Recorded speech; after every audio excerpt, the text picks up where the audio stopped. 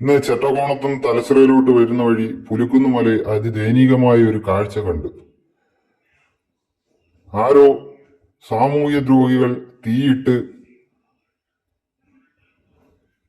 10-26 acre വസ്തു, അതിനകത്ത് നട്ടിരുന്ന rubber മൊത്തവും കത്തിക്കരിച്ച് ചാമ്പലാവും വിധം അതിഭയങ്കരമായ തീയായിരുന്നു.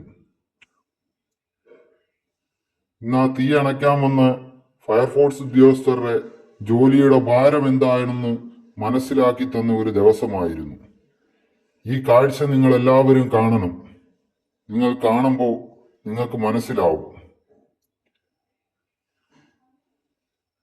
ആ അത്രയും തീയുടെ ചൂടിനകത്തും അവർ അവരുടെ ജോലി എന്ത് സന്തോഷപൂർവം ചെയ്തെന്നറിയാമോ?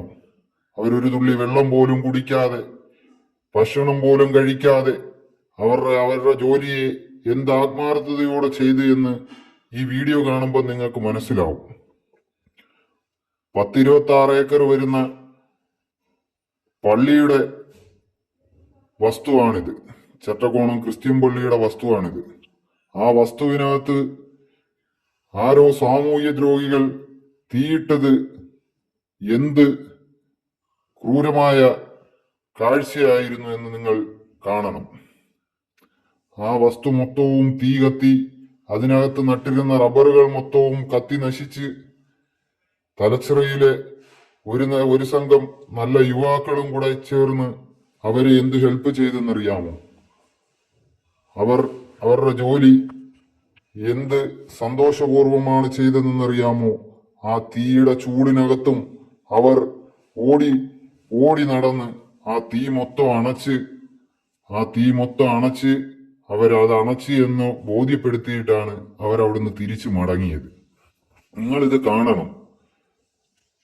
ആ വസ്തുവിനകത്ത് കഷ്ടപ്പെട്ട് പൈസ മുടക്കി നട്ട റബ്ബറുകൾ മൊത്തവും കത്തി നശിച്ചു പോയി. അതിനകത്ത് ഒരുപാട് ജീവികൾ ഉണ്ടായിരുന്നു.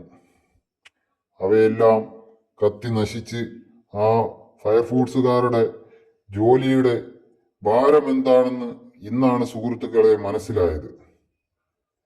നിങ്ങളിത് നോക്കൂ. അവർ ആ തീയുടെ കൂടെ അതിൻ്റെ ആ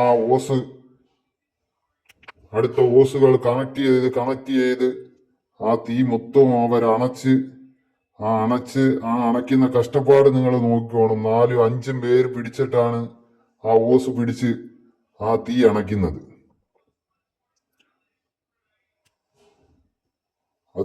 അത്രയ്ക്ക് ഭയാനകമായ രീതിയിലായിരുന്നു സുഹൃത്തുക്കളെ ആ തീ ആളിപ്പടർന്നത്.